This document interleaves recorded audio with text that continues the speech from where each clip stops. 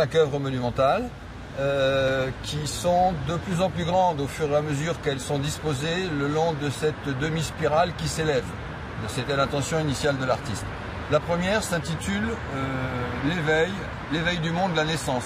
En fait, ça figure l'éveil, la naissance de la vie sur Terre. La vie animale avec la silhouette du poisson, et puis la vie humaine avec le profil qu'on aperçoit, un profil qui est déjà tendu vers l'avenir. Bon.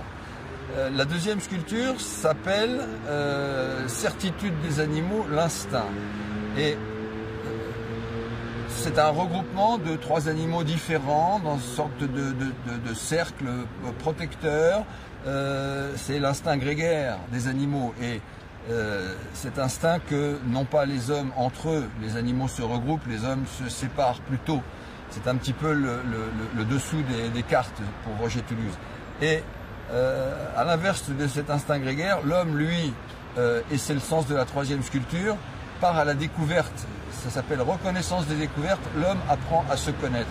L'homme va vers son avenir. L'homme va vers la découverte de la technique, des technologies, de ce qui va permettre de lui améliorer la vie, de lui faciliter la vie sur Terre. Et on voit sur cette sculpture, dont l'avant a la forme d'une étrave de bateau, l'homme qui part à la découverte de son avenir. Et puis la 4e sculpture, quelques siècles se sont écoulés. La 4e sculpture s'appelle l'âge atomique, l'événement contemporain. C'est le grand bouleversement du milieu du XXe siècle, la découverte de l'atome, l'utilisation de l'atome dans ce que l'atome peut avoir de plutôt favorable et de plutôt bon dans les technologies humaines, et puis dans ce qui peut avoir de terrible comme arme de guerre. L'atome, on pense aussitôt à la bombe atomique. Voilà. Et puis, après cette rupture de l'émergence de l'atome, on arrive sur la 5e sculpture, la fin du cycle pour Roger Toulouse. Tout ça est très schématisé, hein. La fin du cycle, ça s'appelle les magiciens des temps modernes, l'avenir. Et on voit ce grand totem dressé, fier de lui, sûr de son pouvoir. Il est tout puissant, il représente l'homme tout puissant. Mais en même temps, cet homme-là, Roger Toulouse, avec le titre L'avenir, se demande ce qu'il va faire de ce pouvoir dans l'avenir. Est-ce qu'il va le mettre au service du bien ou au service du mal?